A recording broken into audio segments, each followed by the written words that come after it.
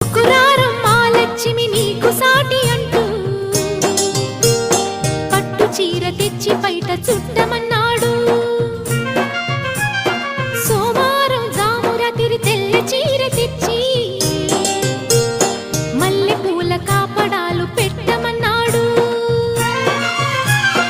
ఉత్సాహం ఆపేది కాదంట, ఉబలాటం కసిరేస్తే పోదంట.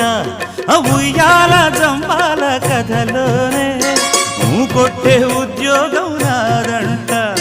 వరసుంటే వారంతో పని ఉంది, ఉత్తుత్తి చొరవైతే హుడుకే ఉంది.